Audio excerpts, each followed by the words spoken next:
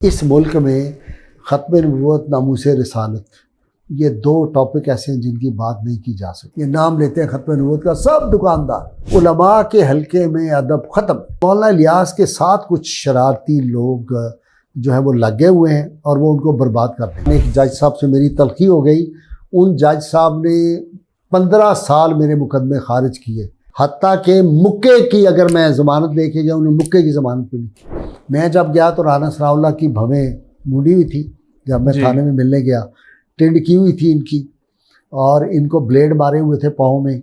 उस वक्त तो राना सनाउल्लाह कहते थे अल्लाह रसूल के बाद जो है नज़ीर गाजी। गाजी साहब गालिबन 2016 में गाजी मुमताज़ कादरी शहीद को फांसी दी गई। इस पर दो मौक़िफ़ हैं। कुछ लोग कहते हैं कि फांसी हुई, कुछ लोग कहते हैं फांसी करवाई गई।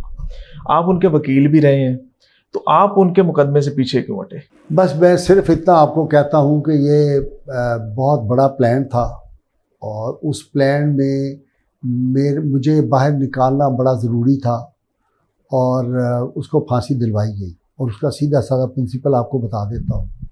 अगर मुमताज़ कादरी बच जाता तो हीरो कौन होता? मुमताज़ कादरी खुद। अगर वो मर जाए तो हीरो कौन होता? किन की दिहाड़ियाँ लगती? जो आके पीछे खड़े हो जाते। वो लगी दिहाड़ियाँ। जिनके पास खोती नहीं थी उनके पास डालें, आज उनकी औलादें डालों पे फिर रही हैं, मर्सिडीज़ों पे फिर रही हैं। मैं इतना कुछ जानता हूँ कि वो अगर मैं बयान करूँ तो मैं इतना ताकतवर नहीं हूँ कि ये सारी बातें मैं आपको डिस्क्लोज कर दूँ। वो तो वहाँ भी तारुफ होता रहा। तो ये तारुफ था, वो फिर चलता रहा।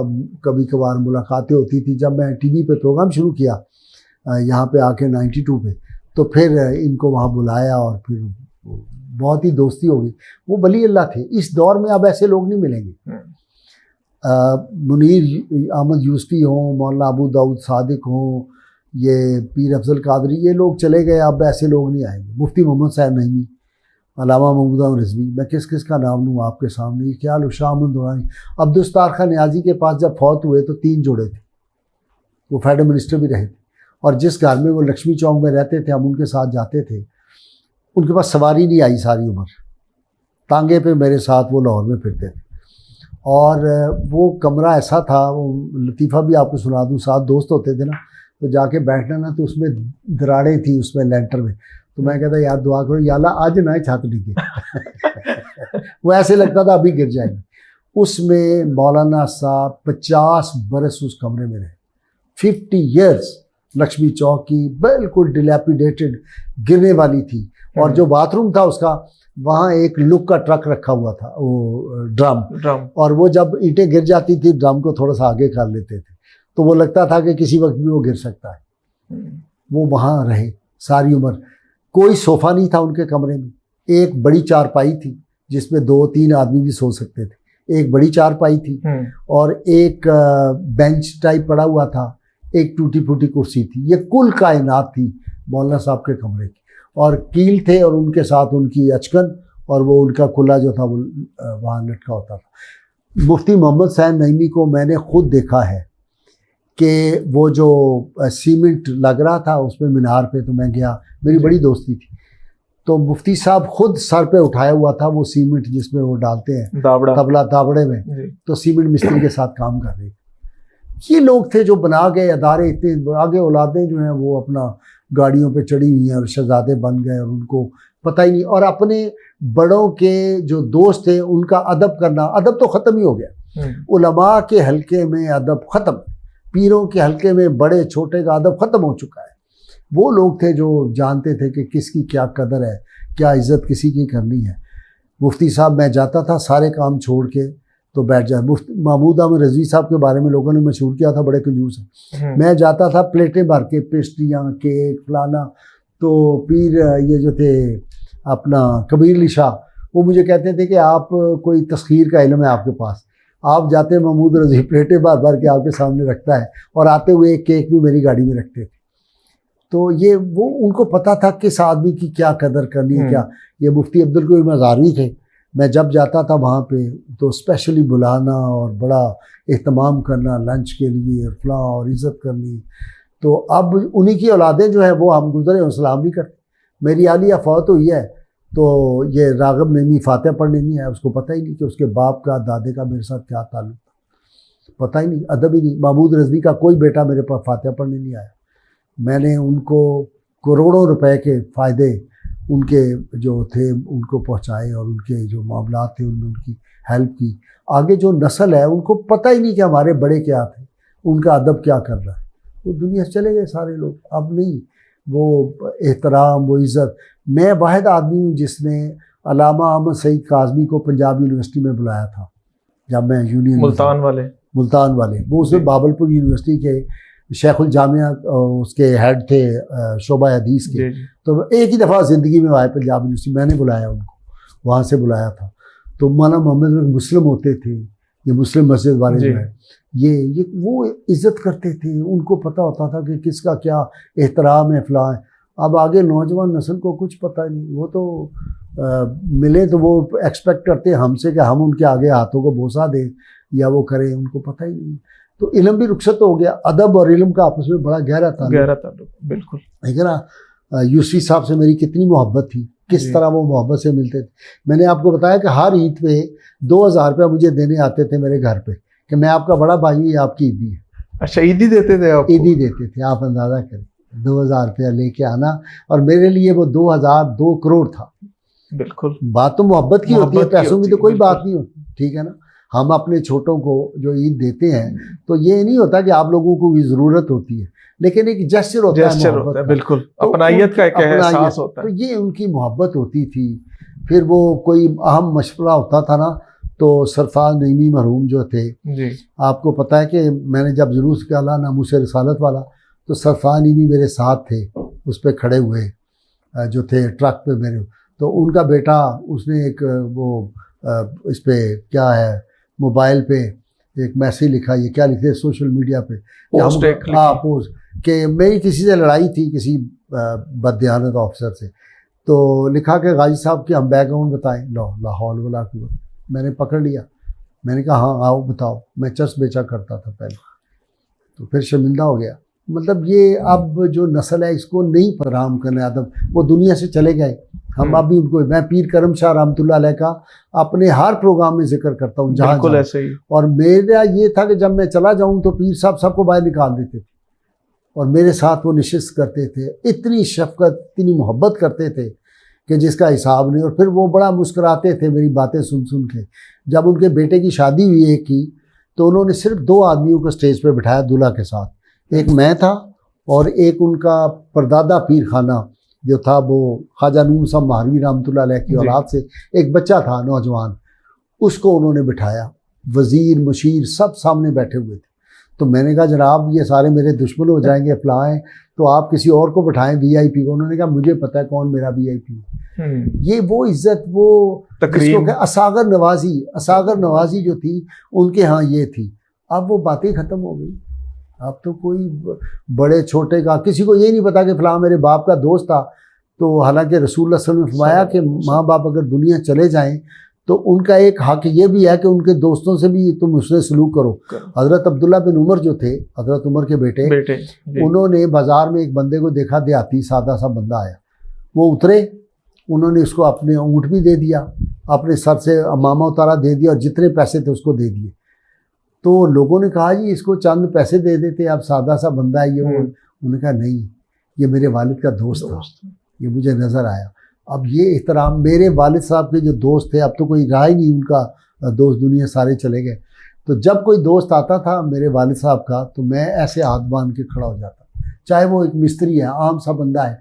मैं अब भी रात को तहज्जुद पढ़ के अपने वालिद के दोस्तों के लिए दुआ करता हूँ, बाय नेम, उनके नाम ले लेके दुआ करता हूँ। मैं अब भी पीर करम शाह के लिए रोज़ पढ़ता हूँ। मैं जिन जिन लोगों से मेरा ताल्लुक़ था, ये सरफराज नईमी का आपको बताया, मैं उसके लिए रोज़ दुआ करता हूँ तहज्जुद में, पीर करम शाह के लिए दुआ करता हूँ, और जिनके नाम शाह अहमद दुरानी, अब्दुस्तान न्याज़ी, फ़लाँ सब के। तो ये उन लोगों ने हमारे शफ़क़तें की, हमें उनका याद है। उनकी औलादें नहीं पढ़ती होंगी उठ के तहज्जुद, वो नहीं उनके लिए दुआ करते होंगे। तो ये वफ़ा होती है, ये ट्रेनिंग थी, हमें ट्रेनिंग थी वालिद ने दी हुई। मेरे वालिद साहब मुझे लेते थे, मैं छोटा था अभी स्कूल में था, तो वो जब हम गांव में जाते थे तो मुझे मुख्तलिफ घरों पे लेके जाते थे। तो कहते बेटा इनसे हमारा 7वीं पुश्त से दोस्ती ताल्लुक है। चल रही है। इनसे 5 पुश्तों से हमारा ताल्लुक है। जब ये आए तो इनका एहतराम करना। तो जब वो लोग आते थे, कभी मैं ऑफिसर था तो मैं उठ के खड़ा हो जाता था, उनको मामू या चाचा कह के पुकारता था, उनकी खिदमत करता था। जो काम वो कहें, कोई थाने कचहरी का कोई काम, उसी में फ़ोन उठाता था, उनका करता था कि ये मेरे वालिद के दोस्त थे, हमारा ख़ानदानी से ताल्लुक है। आप तो ताल्लुक को कोई इसको कोई इम्पोर्टेंस देता ही नहीं। मुआशरे में वो कदर ही ख़त्म हो गई। पैसे है, जहाँ से पैसे मिले या मफाद मिले वहाँ उनकी हम कदर और इज्जत करते हैं। बस इस तरह है। अच्छा गई साहब, आपकी मौलाना इलियास कादरी साहब से बड़ी शनासाई रही। हाँ। तो आप क्या समझते हैं कि वो पूरी दुनिया में इतना बड़ा नेटवर्क चला रहे हैं, तो उनकी कामयाबी का राज क्या है? वो सादगी उनकी या कुछ मामला और है? मौलाना इलियास साहब जो थे, उन्होंने शुरू में वाकई बड़ा काम किया, उनकी कंट्रीब्यूशन भी है।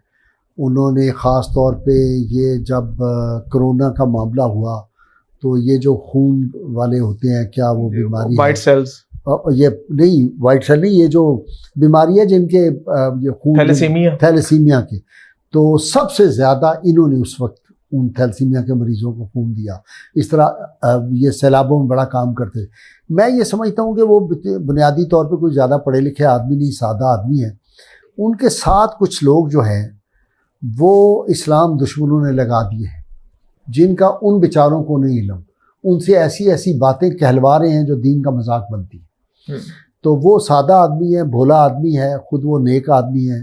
तो मौलाना इलियास के साथ कुछ शरारती लोग जो है वो लगे हुए हैं और वो उनको बर्बाद कर देंगे अगर उन्होंने ना समझा। हम तो उनके वेल विशर हैं, मैं उनका एहतराम करता हूँ कि इतने लोगों को उन्होंने नमाज रोज़े की तरफ लगाया, काम, अब उनके लिए शख्सियत परस्ती इतनी ज़्यादा कर दी। देखिए ना, हमें सिखाना ये चाहिए कि रसूलुल्लाह सल्लल्लाहु अलैहि वसल्लम किस आपकी विलादत पाक हुई, आप सल्लल्लाहु अलैहि वसल्लम ने कब हिजरत फरमाई, आपने किस उम्र में इज़हार नबूवत किया। वहाँ क्या सिखाया जा रहा है कि बताओ हज़रत साहब कहाँ पैदा हुए थे, उनके वालिद का नाम क्या था, उनकी मासी का नाम क्या था, फूफी का नाम क्या था, उनके बेटे का नाम क्या था, उनके फ़लाँ का नाम क्या था, वो क्या करते थे, वो कारोबार क्या था। ये छोटे छोटे बच्चों को उनकी सीरत सिखाई जा रही। तो सीरत रसूल सिखाओ उनको। बिल्कुल। ये शख्सियत परस्ती कहाँ से निकल आई है कि जी घूम फिर के हजरत के अलावा किसी की बात नहीं सुननी, आपने कान बंद कर लो, बस हजरत की बात सुनो। ये क्या बात है? अल्लाह और रसूल की बात सुनो। तो ये इसलिए मैं उनकी इस्लाह के लिए बातें करता हूँ। मेरे उनके बारे में ओवरऑल राय अच्छी है, सिवाय इसके कि उनको अपने इर्द गिर्द ध्यान करना चाहिए। अच्छा गाई साहब, ये बताइए कि प्रोफेसर अहमद रफ़ीक अख्तर साहब के साथ भी आपका माशाल्लाह बड़ा अच्छा ताल्लुक रहा है। वो एक प्योर सूफ़ी हैं और बड़ा अच्छा माशाल्लाह नेटवर्क भी चला रहे हैं, तो उनको किस तरह देखते हैं आप? कि उनका ये जो मामला है कि वो दुनिया से बिल्कुल कट ऑफ है। बज़ाहिर वो हमें जलसे जुलूसों में उस तरह से नज़र नहीं आते, लेकिन उनके लेक्चर्स हमें सुनने को मिलते हैं। अहमद रफ़ीक अख्तर साहब जो है ना, ये मॉडर्न सूफ़ी हैं और मैं समझता हूँ कि अल्लाह ताला ने उनकी भी ये ड्यूटी लगाई है। जो हमारा मॉडर्न तबका है ना, अशराफिया, मॉडर्न, अल्ट्रा मॉड जो लोग हैं, उनको वही कैटर कर सकते हैं।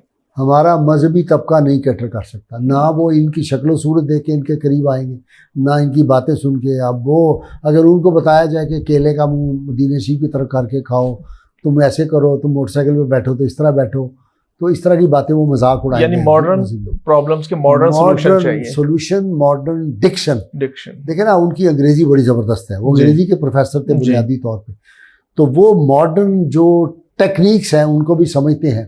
और मैंने बड़े बड़े बाबू लोग देखे हैं जिनको उन्होंने दीन की तरफ लगाया है, उन्होंने उनको तस्बीह पढ़ने पे लगाया है। तो अहमद रफ़ीक अख्तर साहब इज़ ए रियल इंटेलेक्चुअल सूफी। अच्छा गई साहब, आपने माशाल्लाह बेशुमार आर्टिकल्स लिखे, किताबें भी लिखी, कैफ़े सहर के नाम से, और दीगर अभी भी लिखी हैं, बच्चों के लिए भी लिखी हैं और भी। आप स्टाफ कॉलेज में पढ़ाते भी रहे हैं, तो सरकारी अफसरान को पढ़ाने का तजर्बा कैसा रहा? मेरा ख्याल है कि वहाँ पे अगर अहमद रफ़ीक अख्तर जैसे लोग या मेरे जैसे या फ़ात काज़मी जैसे लोग जाएं तो उसका बहुत अच्छा असर होगा। हमारा जो मजहबी तबका है ये तो वहाँ जाएगा तो वो जो कोई थोड़ा बहुत कलमा कलाम भी पढ़ते हैं वो इससे भी भाग जाएंगे। ताहिरुल कादरी साहब बहुत ज़बरदस्त, ये भी पढ़ाते रहे हैं वहाँ दीपा स्टाफ कॉलेज में जाके। तो जो मौजूदा दौर के तकाज़ों को समझता हो और उसको पता हो कि दीन को प्रेजेंट मैंने कैसे करना है। प्रेजेंटेशन बड़ी इंपॉर्टेंट है। देखिए ना, वो पता होना चाहिए कि मेरा मुखातिब कौन है और यहाँ मैंने कैसी बात करनी है।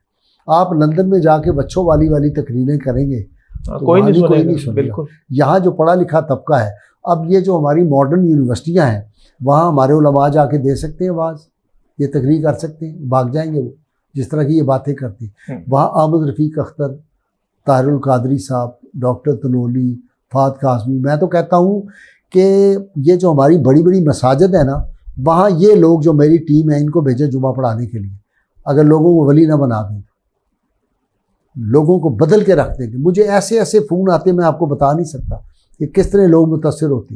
पाकिस्तान का एक बहुत बड़ा वकील जो बज़ाहिर सेकुलर लगता था, मैं एक जगह खड़ा था तो रस्मी सी सलाम दुआ आई, मेरा उसके बारे में ओपिनियन ये था कि ये सेकुलर आदमी है, और तो मेरा हाथ पकड़ के मुझे एक तरफ ले गया। काफ़ी बंदे खड़े थे। कहने लगा मैं सिर्फ जो मजहबी प्रोग्राम है आपका प्रोग्राम देखता हूँ, और मैं और मेरी बीवी, उनकी बीवी बहुत मॉड स्क्वाड, तो कहने लगा हमें बड़ा सुकून मिलता है आपका सुन के। मुमताज़ भुट्टो वज़ीर आला सिंध थे जी, उनकी जो आलिया है जीनत आपा, ताजुद गुजार खातून है, वो मुझे आता रहता है उनका फ़ोन, ऑलमोस्ट डेली उनसे हमारी होती रहती है, मैसेज कन्वर्सेशन होती है, कन्वर्सेशन। तो मुझे कहने लगी कि भाई मैं अपने स्टाफ को कहा करती थी, अपने सबॉर्डिनेट को, इस बंदे को ढूंढ के लाओ, इसका प्रोग्राम सुनने वाला है।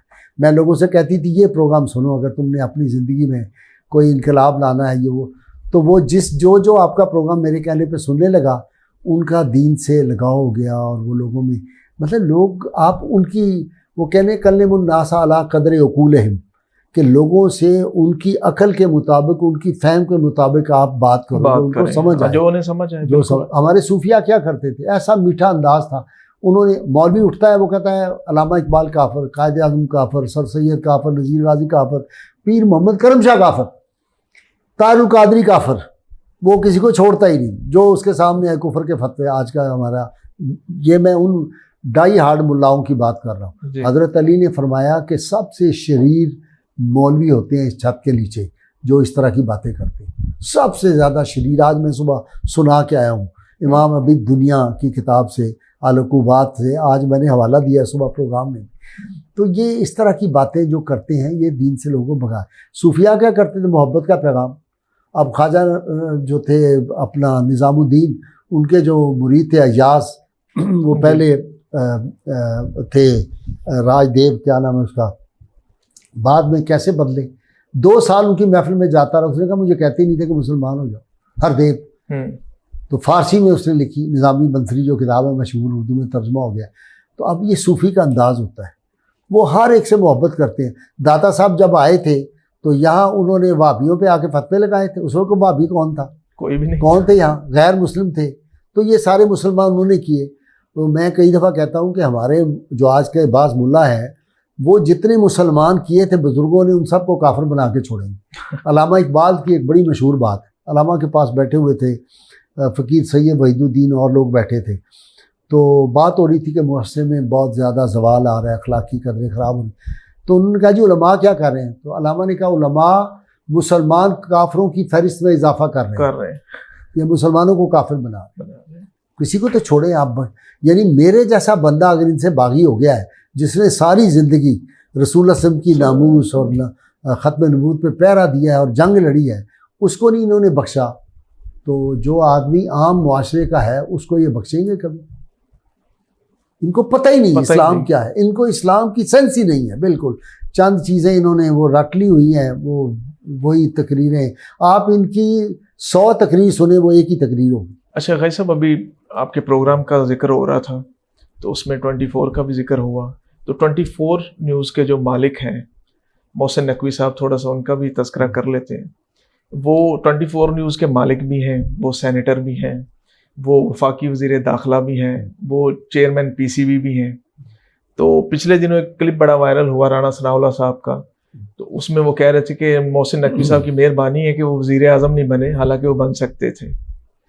तो आपकी उनसे बड़ी कुर्बत है, करीबी ताल्लुक़ है आपका, तो ये बताएं कि मेरा तो राणा सनाउल्लाह से बड़ा करीबी ताल्लुक़ था, वो मुझे भाईजान कहते थे। सर अगला सवाल मेरा वो राणा सनाउल्लाह मैं मुशर्रफ के दौर में उन पे जो सख्त मुकदमे थे, मैं उनका वकील था मुफ्त का, तो उनको मैंने मुकदमे से निकाला और उस मुकदमे के दौरान एक जज साहब से मेरी तलखी हो गई। उन जज साहब ने 15 साल मेरे मुकदमे खारिज किए और 15 साल मेरे साथ दुश्मनी निभाई उन जज साहब ने। हत्ता के मुक्के की अगर मैं ज़मानत लेके गया, उन्हें मुक्के की ज़मानत भी नहीं की किसी बंदे की, वो राना सनाउल्लाह की लड़ाई की वजह से।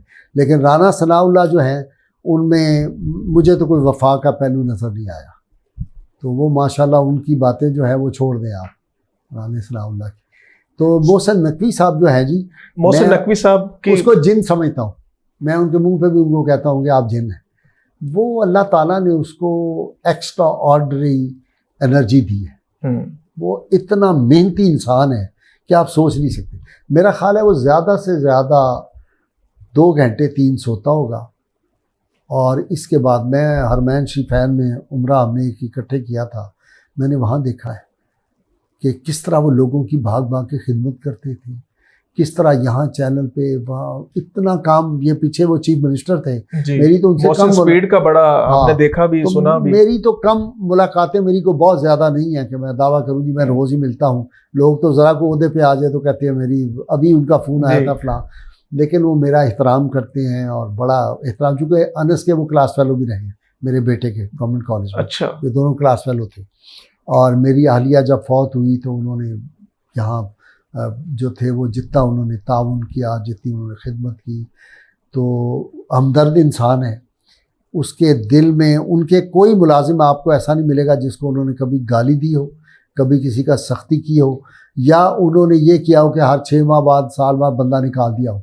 वहाँ जितने मुलाजिम हैं, कोई 15 साल से है, कोई 20 साल से है, कोई 10 साल से है, और एक पीएन से लेकर एक प्रोग्राम मैनेजर, प्रोड्यूसर, ऊपर एग्जेक्टिव तक एक ही जैसा सलूक होगा। सही। वो एहतराम करेंगे, मोहब्बत से उनको मिलेंगे। वहाँ आप खाना आपका आके देखें ना तो आपको लगेगा मैं किसी बहुत 5 स्टार में आ गया हूँ। सब बराबर बैठ के खाना खा रहे हैं, टेबलों पे, कुर्सियों पे, फला। ऐसा तरह नहीं कि ज़मीन पे बैठे ये खा लो ये फलाना ये। अच्छा। तो वो उसमें एहतराम का पहलू, खूबियाँ हैं। बाकी सियासी उनसे इख्तलाफ किसी को हो सकता है। अब लोगों को तो ये बड़ी तकलीफ है ना कि भाई एक बंदा आया है यकदम और वो कहाँ से कहाँ निकल गया, कहाँ से कहाँ निकल गया। वो प्राइम मिनिस्टर भी बन सकता है। अल्लाह के यहाँ कौन सी देर है जी।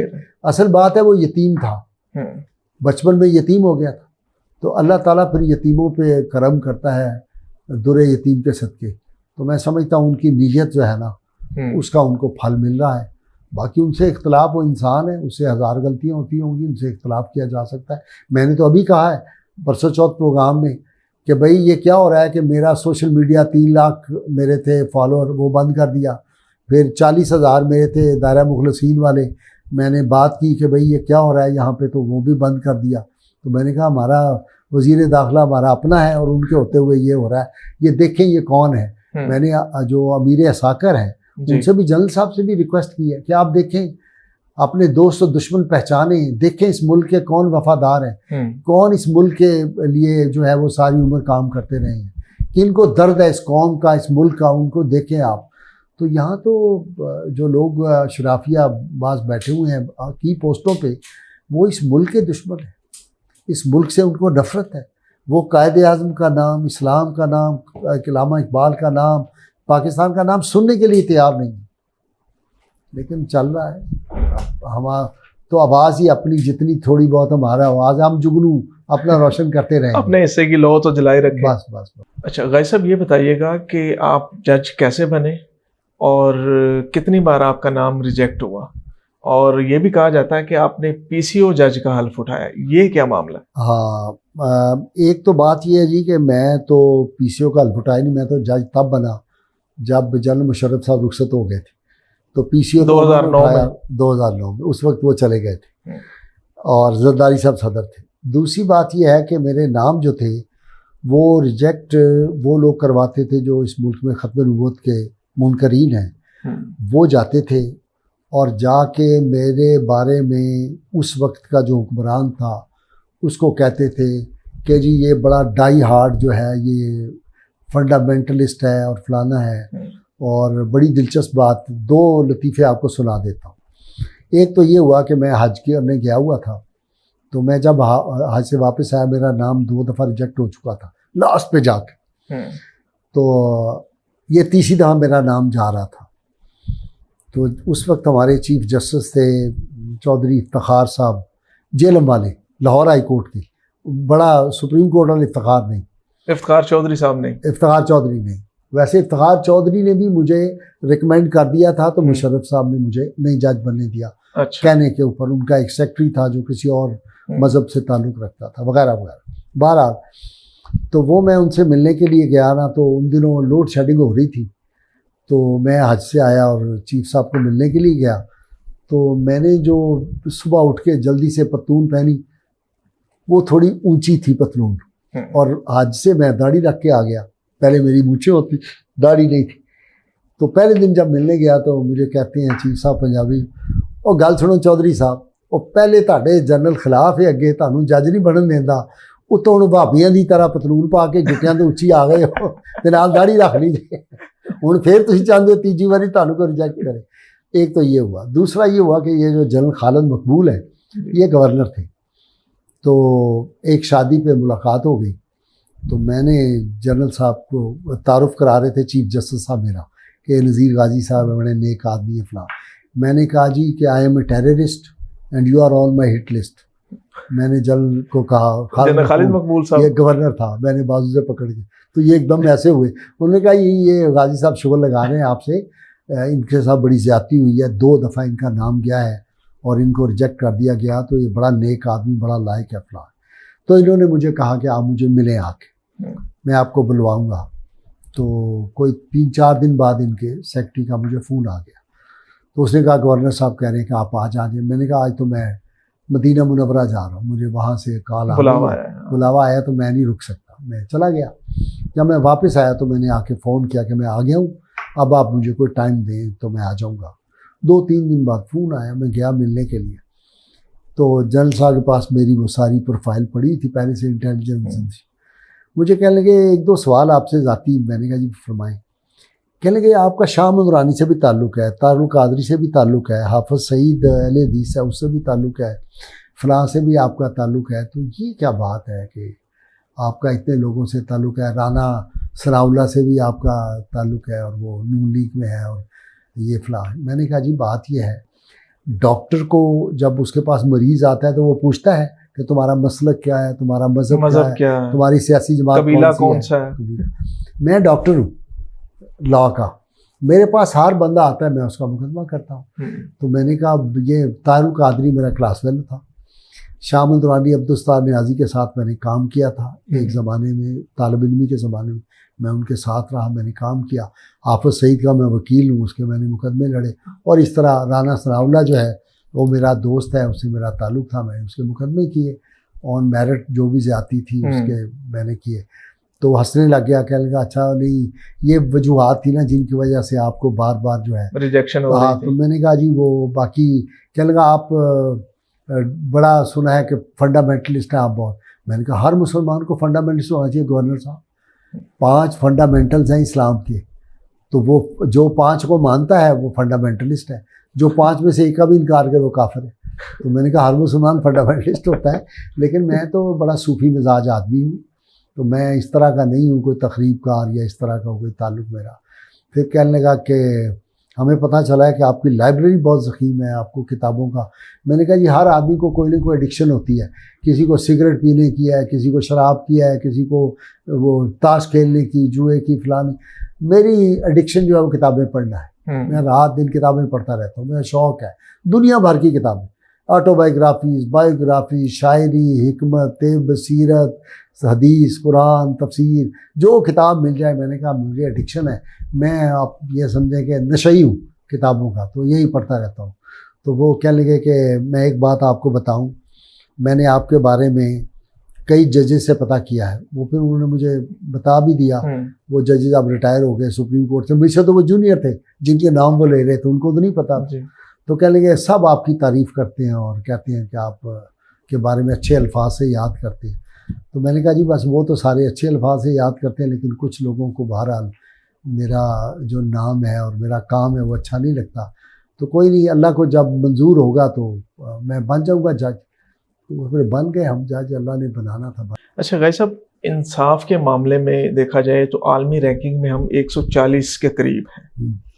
तो इस्लाम के नाम पे बनने वाला मुल्क इंसाफ के मामले में इतना दागदार क्यों है? ये बदनसीबी है, और इसकी वजह ये है कि मेरिट को हमने नज़रअंदाज किया हुआ है। तो जब आप मेरिट को नज़रअंदाज करेंगे, आप बरादरी, ताल्लुक़, अजीज़दारी देखेंगे, तो मैं आपको बता नहीं सकता। मैं इतना कुछ जानता हूँ कि वो अगर मैं बयान करूँ तो मैं इतना ताकतवर नहीं हूँ कि ये सारी बातें मैं आपको डिस्क्लोज़ कर दूँ। 140 नंबर अगर मैं दूँ नंबर, तो 180 पे रखूँ। ये किसी ने रियायत की अभी। अच्छा गाय साहब, ये बताइएगा, आप माशाल्लाह चोटी के वकील रहे हैं, जज भी रहे हैं, तो क्या ये बात दुरुस्त है कि वकील अपनी फीस के लिए झूठ को सच और सच को झूठ घड़ लेता है, और साथ ही ये कि केस को बिला वजह तूल दे के अदालतों को भी वक्त ज़ाया किया जाता है और क्लाइंट से भी पैसे बटोरे जाते हैं? सब के बारे में आप नहीं कह सकते।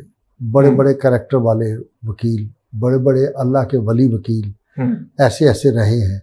हाल ही में 2 वकील फौत हुए हैं हमारे पिछले साल, मियाँ हमीदुद्दीन कसूरी और अहमद वहीद खान। ये 2 सिविल के बड़े स्टॉलवर्ट थे हमारे। आप वली कामिल जिसको कह सकते हैं, आप उनको कह सकते थे। ये जो आजकल शहजाद शौकत सुप्रीम कोर्ट का प्रेसिडेंट है, इसके वालिद हाजी यार शौकत अल्लाह के कामिल वली। आप कभी सवाल ही पैदा नहीं होता गलत मुकदमा आप ले जाएं और वो करें। इस तरह के लोग भी थे।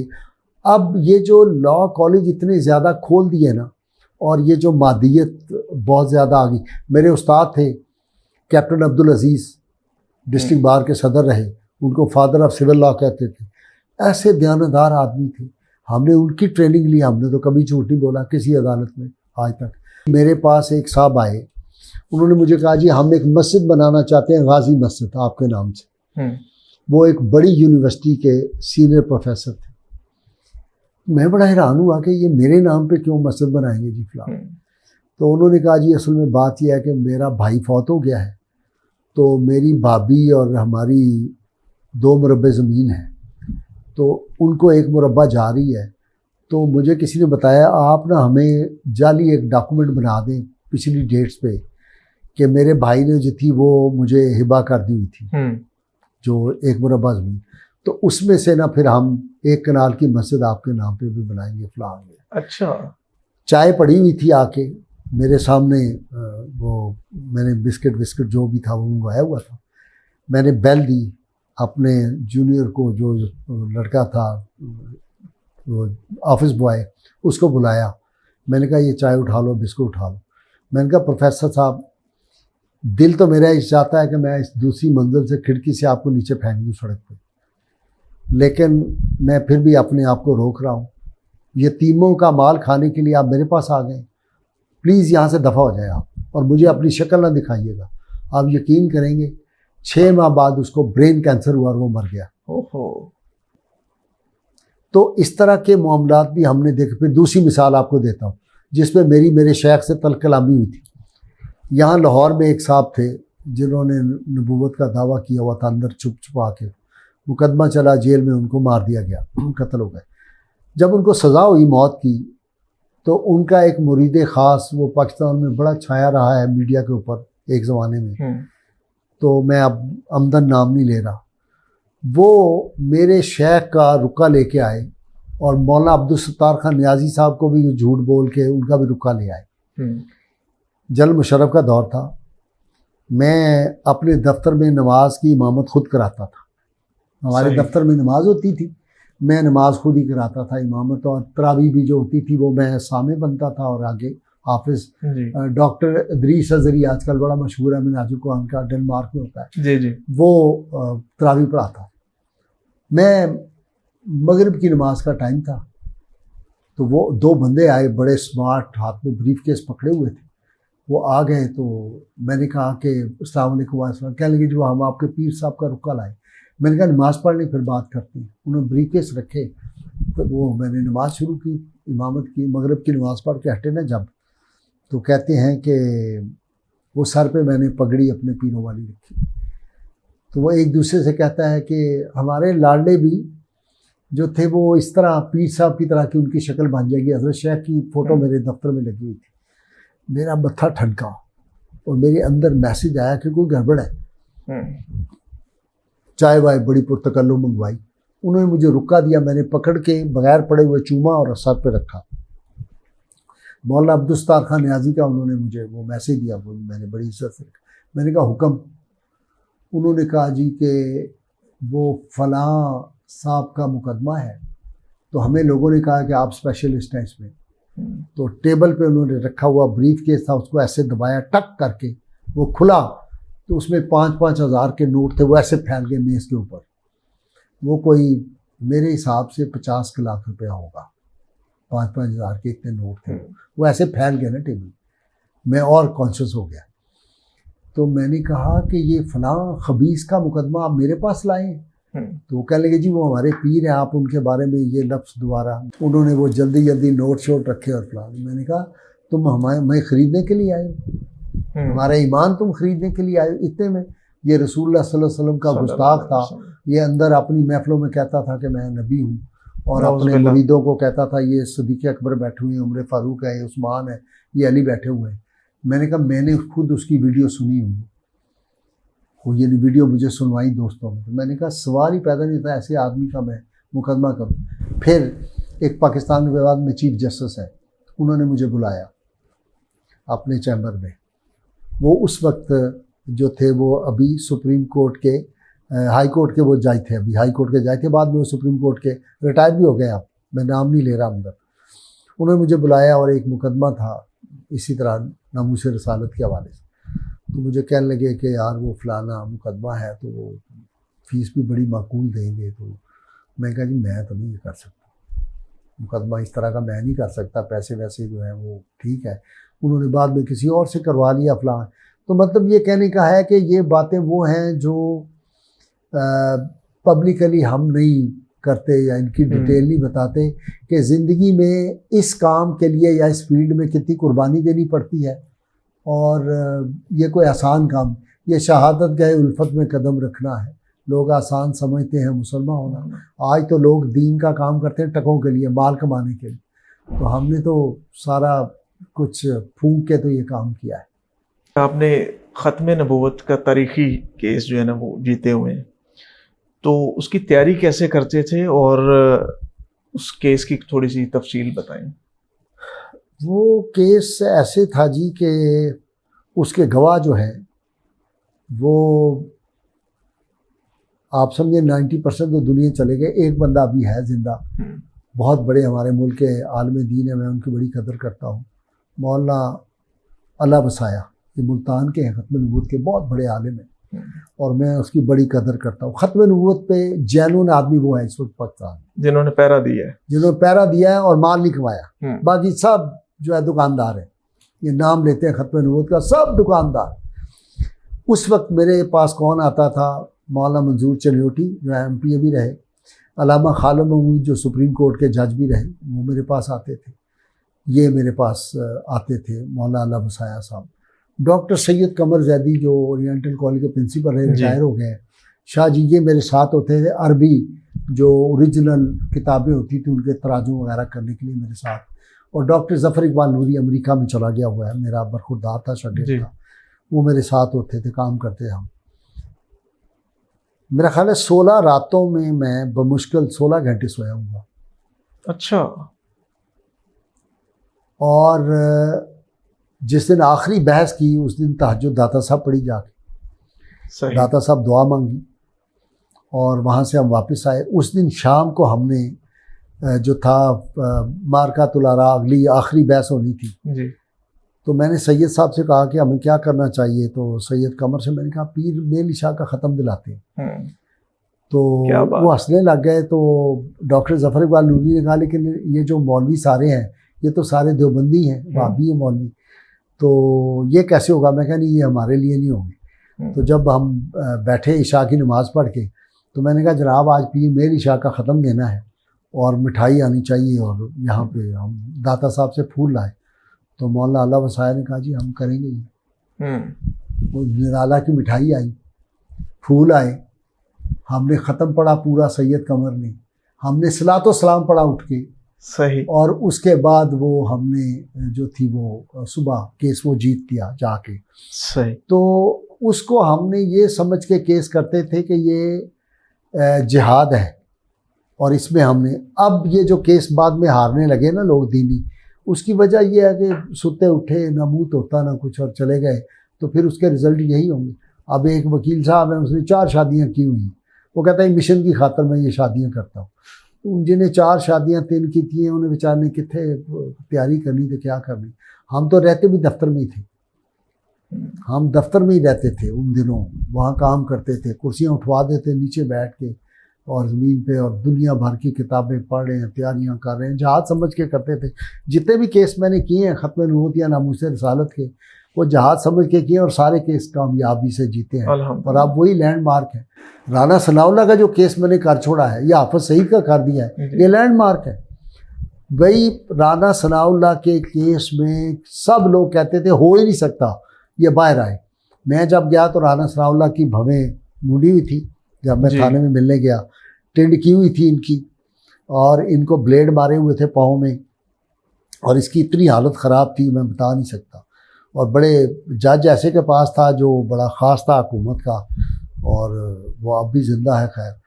तो मैंने जाके वो एक डिटेल है कि किस तरह नफसियाती मामला उस जज के साथ किया, और इसको मैं अस्पताल शिफ्ट कराया, और वहाँ पे इसको बड़े उन्होंने आके इसके वो क्रीमें बनी और फलां किया। और ये उस वक्त तो राना सलाउल्लाह कहते थे अल्लाह रसूल के बाद जो है नज़ीर गाजी है। अच्छा। तो उसके बाद इनकी वालदा को मैंने कंधा दिया, शदीद गर्मी में मैं गया जनाज गाह तक, इन्होंने मेरे लिए होटल में कमरा बुक कराया, मैंने रिफ्यूज़ किया कि आपकी वालदा है, मैं कोई शादी पे आया हुआ हूँ।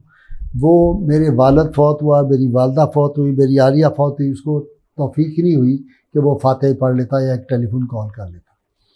ये सियासतदानों के ऐसी है। मुझे इसलिए सियासत से इतनी नफ़रत है जितनी एक मुसलमान को सुवर से नफ़रत होती है, मुझे इससे सियासत से नफ़रत है। इसलिए मैं किसी सियासी जमात के साथ कभी ना वाबस्ता रहा हूँ। अब वो शाह नूरानी साहब और अब्दुस्तार न्याजी की हद तक उस ज़माने में थे, उसके बाद कभी किसी सियासी जमात से जो गलत करेगा हम उसको पॉइंट आउट।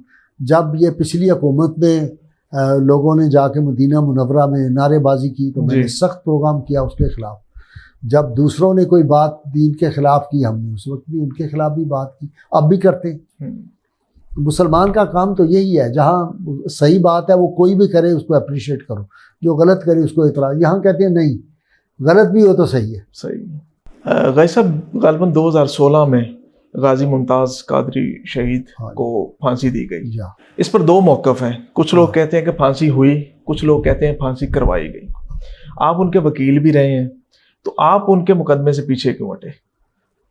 बस मैं सिर्फ इतना आपको कहता हूँ कि ये बहुत बड़ा प्लान था, और उस प्लान में मुझे बाहर निकालना बड़ा ज़रूरी था, और उसको फांसी दिलवाई गई। और उसका सीधा साधा प्रिंसिपल आपको बता देता हूँ।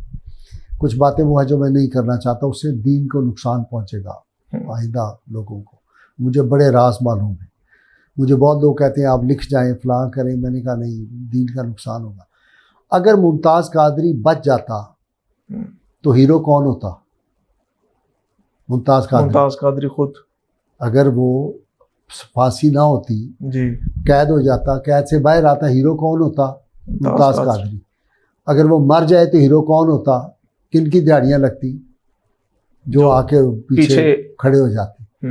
वो लगी दिहाड़ियाँ। जिनके पास खोती नहीं थी उनके पास डालें, आज उनकी औलादें डालों पे फिर रही हैं, मर्सिडीज़ों पे फिर रही हैं, लैंड क्रूज़रों फिर रही हैं, करोड़पति हो गए हैं वो लोग। तो ये बहुत बड़ा प्लान था। उसमें कौन कौन शामिल था? जो लोग उसमें शामिल थे, जिन्होंने उसको फांसी लगाया, उनको कैसे जाके हार्वर्ड की फेलोशिप मिल गई, उनको कैसे बाहर से जो नेशनैलिटियाँ मिल गई, कौन कौन किस किस ने इसमें हाथ रंगे, कौन से मजहबी लोग थे जिन्होंने हाथ रंगे, कौन से गैर मजहबी थे।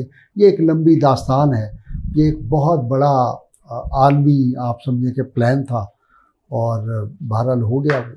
अच्छा गाजी साहब, ये भी सुना है कि ख़त्म नबूवत पे आपने एक प्रोग्राम किया, तो आपको लाइव थ्रेट्स भी मिली, और आपको यहाँ तक कहा गया कि आपका प्रोग्राम बंद करवा देंगे। इस बात में कितनी सदाकत है? आपको पता है कि मेरे ऊपर पे वो मुकदमा बन गया था जब मैंने एक चैनल पे किया था, और फिर जो हमने ठुकाई की थी वहाँ जाके उस पैमरा के दफ्तर में, वो भी एक है। फिर दोबारा भी जब मैंने किया तो फिर दूसरे चैनल पे आके तो वही उन्होंने ये दायरा मुखलसीन के 40,000 फॉलोअर बंद कर दिए। तो इस मुल्क में ख़त्म नबूवत, नामूस रिसालत, ये 2 टॉपिक ऐसे हैं जिनकी बात नहीं की जा सकती। जो करते हैं ये अंपायरों से पूछ के करते हैं कि हम बात कर लें, कितनी बात कर लें, उनसे पूछ के आते हैं अंपायरों से, और उनकी उंगली या उनका लिफाफा आए तो ये आगे चलते हैं। हमने अल्लाह के फल से कोई ये नहीं कह सकता माई का लाल कि हमने उससे चाय की प्याली पी हो, या किसी ने हमें कोई लिफाफा भेजा हो, या किसी ने हमें कोई इशारा दिया हो कि भाई अब अंपायर का इशारा आ गया तुम खड़े हो जाओ। नहीं, हमने इशारा गुंबद खजरा का ही देखा है, जब भी देखा है, बस इसके अलावा नहीं। अच्छा गई साहब, ये जो कुछ सियासी और दीनी जमातें ख़त्म नबूवत पे सियासत कर रही हैं, उनको कोई पैगाम देना चाहेंगे आप? उनको यही पैगाम है मेरा कि ज़िंदगी इंसान की बड़ी थोड़ी है, 3.5 फुट नीचे चले जाना है। चलो ये जो यंग हैं ये तो एक्सपेक्ट करते होंगे कि हम अभी 30-40 साल और जी लेंगे, तो जो 50 से ऊपर हैं वो ये समझे कि बोनस पे ज़िंदगी गुजार रहे हैं। तो अल्लाह अलीम बिज़ात सुदूर है, वो दिलों के राज़ों को जानता है। आप दुनिया भर को धोखा दे सकोगे, अपने आप को भी धोखा दे लोगे, रब को, रब के रसूल सल्लल्लाहु अलैहि वसल्लम को नहीं दे सकते। अच्छा गई साहब, एक दौर में आपकी नवाज शरीफ और शहबाज शरीफ से बड़ी कुर्बत थी, आप उनके लिए तकरीरें लिखते थे। तो फिर ऐसा क्या हुआ कि इतनी दूरी हो गई? वो असल में ये हुआ कि IG चौधरी सरदार साहब हमारे दोस्त थे, वो इनके बहुत करीब थे। एक मौका आया कि चौधरी सरदार साहब ने इनको छोड़ दिया, और जब उन्होंने छोड़ा तो मैंने चौधरी साहब को छोड़ दिया। अच्छा, इनके लिए क्योंकि वो इनके बारे में कोई अर्जा सराई करने लगे थे, तो मैंने कहा नहीं, हम तो उनके साथ हैं फलाने। लेकिन इनका ख्याल ये था कि मैं चौधरी सरदार का दोस्त हूँ। अच्छा। ये मुझसे दूर हो गए। मैं उनको जाके कोई सफाई नहीं दी कि भाई मैं तो आपके हक में हूँ और आपके लिए हूँ, और सारा कुछ मैंने किया आपके लिए। देखे ना, मैंने आपको बताया कि जुडिशरी से इनके ताल्लुक मैंने उस्तवार कराए, मैंने मिलवाया। शहबाज शरीफ साहब को मैंने जैसे इरशाद के घर भिजवाया, मैंने शेख रियाज के घर भिजवाया, इनके सारे मामलात किए। तो बहुत ताल्लुक था। हर दूसरे दिन जाके वहाँ कॉफ़ी पी रहे होते थे हम, गप्पे लगती थी शहबाज शरीफ साहब से, बिल्कुल भाइयों वाला था। मुझे गाड़ी लेने आती थी, गाड़ी छोड़ती थी, सारा होता था।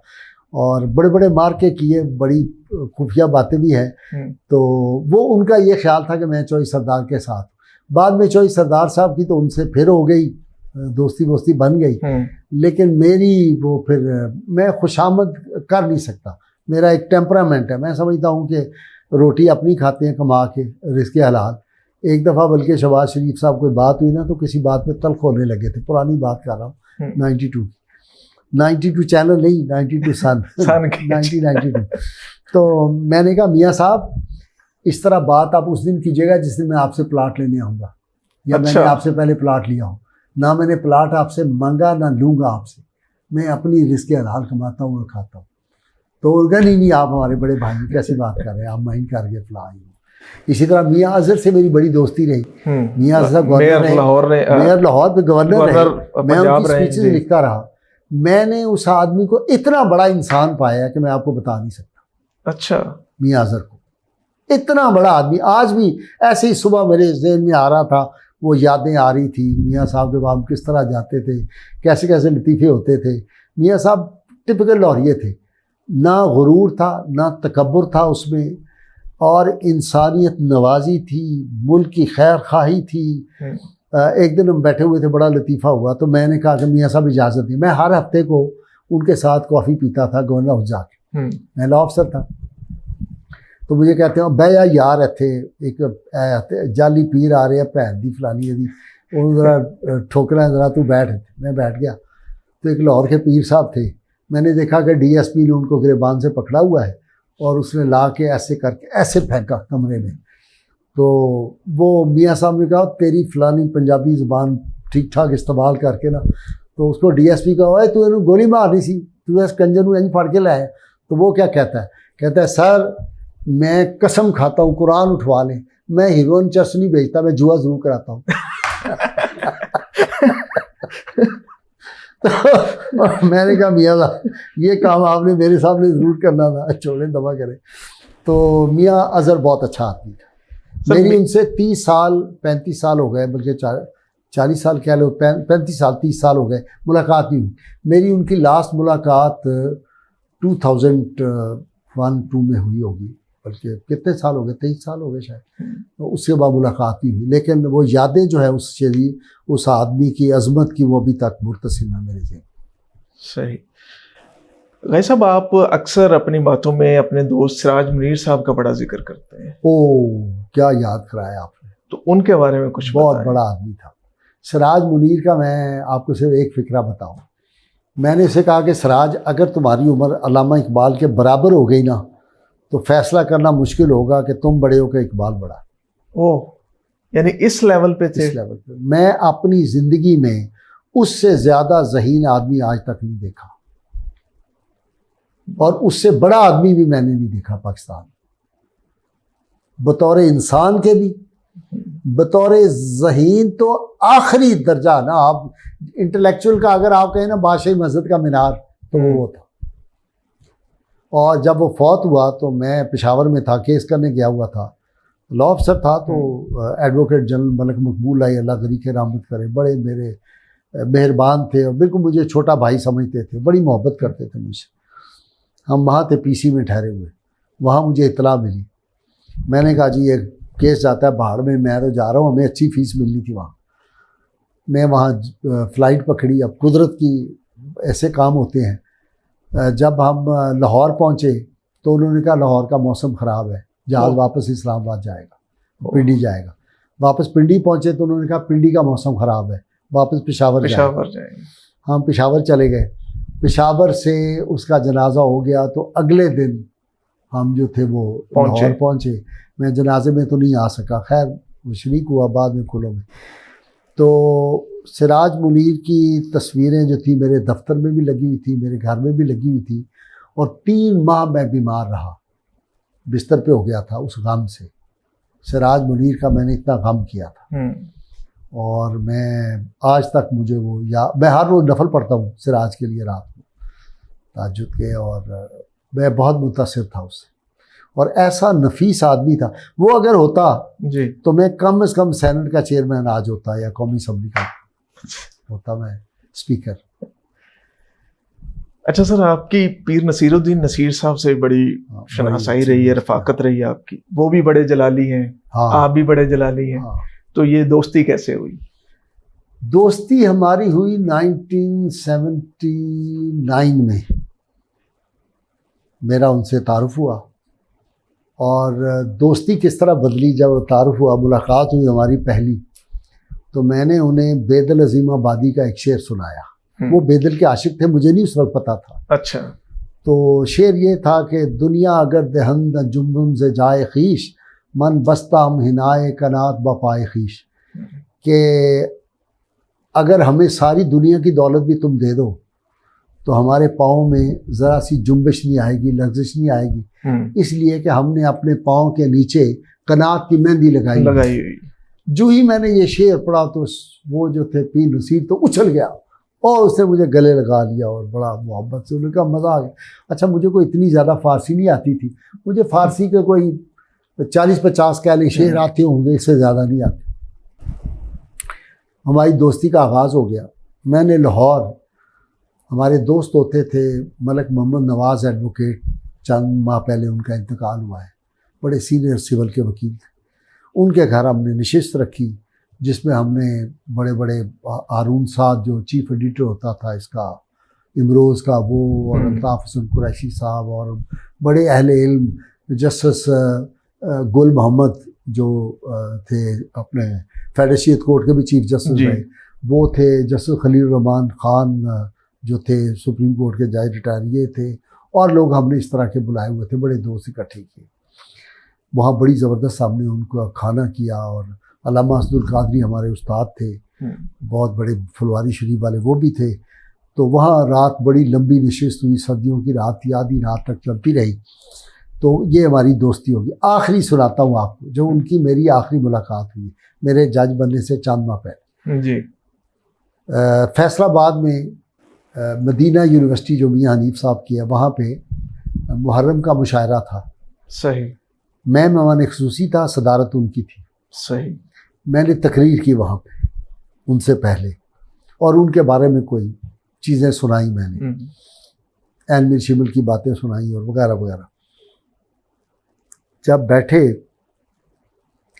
उसके बाद फंक्शन ख़त्म हुआ और उन्होंने भी तकरीर की। खाने पे जब गए तो उन्होंने कहा, पीर नसीरुद्दीन ने डॉक्टर ज़हूर अज़हर साहब को, जो उस ज़माने वहाँ थे, और डॉक्टर ज़हूर अज़हर इधर आ, और 2-3 बंदों को बुलाया। कहने लगे कि माँ जिंदगी च किसी ने मन्निया है? उन्होंने कहा नहीं जी पीर जी, किसी ने मन्निया।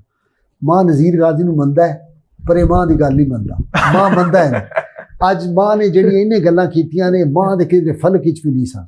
कुछ इंग्लिश के हवाले थे और ज़ाहिर है उनका इंग्लिश का नॉलेज वगैरह नहीं था, तो वो इस तरह मोहब्बत करते थे मुझसे। और मैंने कहा नहीं जी नहीं, आपके सामने मेरी कोई हैसियत नहीं है। वो बहुत बड़ा आलिम था, वो भी बहुत बड़ा आप अंदाज़ा करें कि सिराज मुनीर से मिलके सिराज मुनीर का आशिक हो गया था। वाह। पीर नसीरुद्दीन सिराज मुनीर का आशिक हो गया। नसीरुद्दीन वो सिराज मुनीर देखे ना, 39 ईयर्स में तो चला गया दुनिया से, और नजूम का इतना माहिर था कि मुझे उसने अपनी वफ़ात से 1 हफ़्ता पहले कहा कि बस मैं जा रहा हूँ। और जब डायरी पकड़ी तो डायरी पे डेट, टाइम, मिनट भी लिखे हुए थे कि इस दिन इतने बजे डेथ होगी। वो तो कमाल का आदमी था। सिराज मुनीर का कोई जोड़ पाकिस्तान में मुझे तो नहीं नज़र आता, अब तक भी नहीं नज़र आता। ज़बरदस्त आदमी था। अच्छा सर, शबीर शाह हाफजाबादी, हाँ, एक बहुत बड़ा नाम है। हाँ, उनसे कोई शनासाई रही है? बड़ा यार था हमारा। उनका बेटा मेरा शागिर्द है, जो है आजकल वसीम नकवी मेरा शागिर्द है, मेरे चैम्बर में रहा है। शबीर हाफजाबादी से हमारी उस वक्त की दोस्ती थी जब मेरी उम्र समझने आप कोई 22 बरस थी। अच्छा, यानी यंग एज से? हाँ, और वो होगा कोई 30 बरस का उस वक्त। अच्छा। जो था उनका वाक़या करबला, हाँ, उस खास एक स्टाइल में वो बड़ा मशहूर हुआ। बड़ा मशहूर हुआ था। उस पर भी लतीफ़ा सुने। मैं और अताउल मुस्तफ़ा जमील, प्रोफेसर अताउल मुस्तफ़ा जमील बहुत बड़े ख़तीब हैं जी, और बड़े लायक आदमी। मौलाना बशीर कोटली लोहारा वाले के साहबजादे हैं, आजकल पिंडी में हैं, काफ़ी बुज़ुर्ग हो गए हुए हैं, और सुना बाईपास भी हो गया। मुझे और उन दोनों को पिंडी भटियाँ बुलाया मुहर्रम में सैयद शुहदा कॉन्फ्रेंस। जब मैंने तकरीर की, ज़ाहिर है मैं तो कोई गा के तकरीर नहीं करता था, जैसे तकरीर मैंने की। उसके बाद अताउल मुस्तफ़ा जमील साहब ने तकरीर की, तो रुके आने शुरू हुए कि जी ज़रा जड़ा ना वो ज़रा वाक़या करबला ज़रा सही तरह का बयान करो, ज़रा वाक़या करबला सही तरह का, कुछ इस तरह के चिट्टाई। तो अताउल मुस्तफ़ा जमील साहब रोक के ना तो अपनी तकरीर कहते गल सुनो, जे उस तरह की सुननी है ना तो वो फिर स्पैशलिस्ट है ने शबीर हाफजाबादी तो उन्होंने भरा फिदा हुसैन, उन्होंने बुलाओ, उन्होंने करबला वेख्या सी, उत्थे मौजूद सन। मैं तो नज़ीर गाजी उत्थे नहीं सहे। तो मैं उनका वकील भी रहा, शाह जी का। मेरे वो बड़े यार थे, बड़ा दोस्तों का दोस्त था शबीर हाफजाबादी बहुत। और बल्कि ये था कि मेरा ख्याल है उनको ज़िंदगी में किसी ने दबका नहीं लगाया होना, मैंने उनको दबका भी एक था लगा दिया, फिर वो मुझसे माफ़ी मांगने आ गए। मैं उनका वकील था तो मुझे पता ही नहीं चला, तो उन्होंने दूसरी पार्टी से सुलह कर दी। मैंने किताबें उठाई हुई और बंडल किताबों का लेके अदालत में पहुंच गया। जस्टिस मलिक क़य्यूम साहब की अदालत थी, इलेक्शन मैटर था। तो मुझे जज साहब ने कहा कि आप क्या कर रहे हैं, आपने बहस शुरू कर दी, पहले हमसे कोई बात तो सुन लें। मैंने कहा क्या? कहते हैं वो आपका क्लाइंट जो है उसने तो सुलह कर ली दूसरों से, और उन्होंने तो दरख्वास्त भेज दी है विड्रॉ करने की केस। मैं कहा जी उन्होंने सुलह की होगी, मैंने कोई सुलह नहीं की। मैं किताबें उठाई, मुझे गुस्सा बड़ा था। मैं कहा देखो पैसे भी नहीं ले, मुफ्त केस कर रहे थे, इन्होंने मुझे दसिया ही नहीं, और जाके तो सुलह कर ली पार्टी का। तो वो फिर मैंने बड़ा गुस्से का इजहार किया, तो वो बड़ा आदमी था, उसे आके मुझे हाथ जोड़ दिए, कहने माफ़ कर दे, वो गलती हो गई। अच्छा गाय साहब, आपको शेर व शायरी से बड़ा शगफ है, तो अंदाज़न कितने शेर याद हैं आपको, और ये कैसे शेर आमद होती है, किस तरह कर लेते हैं? यार अब तो मैं बूढ़ा हो गया हूँ, मैं अब कह सकता हूँ कि मुझे ज़्यादा से ज़्यादा 200-400 शेर याद होगा, लेकिन जब मैं जवान था तो मुझे कोई 5,000 अशार याद थे। अच्छा, माशाल्लाह। मुख्तलिफ ज़ुबानों के, हम्म, फ़ारसी के, अरबी के, उर्दू के, पंजाबी के। मैं ख़ुद भी शेर कह लेता हूँ, नाते भी कह लेता हूँ जी। कभी तो। लेकिन मेरी वालदा को शायरी पसंद नहीं थी, तो उन्होंने मुझे एक दफ़ा फैंटी लगाई जब मैं यूनिवर्सिटी का तालिब इल्म था। मैं सारी रात जागता रहा गज़ल लिखते हुए। तो सुबह उन्होंने कहा, बेटा क्या बात है, तुम कोई तकलीफ़ थी, कोई रात को पेट ख़राब था या क्या क्या था मसला था? मैं कहा, अम्मा जी वो गज़ल लिख सी थी, वो पूरी नहीं सी हो रही थी। उन्होंने उतार के जूते मुझे लगाए। तो उसके बाद मैंने तय किया कि मैंने बाकायदा शायर नहीं बनना, शायद उसमें भी कोई हिकमत थी। तो मैं कभी कभार तो शेर कह लेता हूँ और बहुत बहुत अच्छे शेर कह लेता हूँ अल्लाह के फजल से, लेकिन उस तरह शायरी नहीं की जो आप दीवान कहेंगे छप जाए। बल्कि वो बाज़ लोग कहते हैं, मैंने एक शेर कहा था कि ये दुनिया भूल जाती है, ये दुनिया भूल जाएगी, मोहब्बत मुस्तफ़ा की बस हमारे काम आएगी। तो बाबा जलो आलवी कहते थे कि ये दीवानों पे भारी है, एक ही शेर आपका। तो इस तरह के बाकी वो नात मेरी जो कवाली पढ़ते हैं, ना इज्जत ना शोहरत ना नजर चाहिए, मुझे आपका संग सर चाहिए। तो इस तरह की कई नातें भी लिखी हुई हैं वगैरह वगैरह इस तरह। अच्छा सर, जाते जाते अगर एक शेर में नज़ीर गाजी की शख्सियत को बयान करना हो तो वो कौन सा शेर होगा? गाजी के दिन और गाजी की रातें, अल्लाह का जिक्र और आका की बात। Thank you so much sir, आपने टाइम दिया। जज़ाकल्लाह। अल्लाह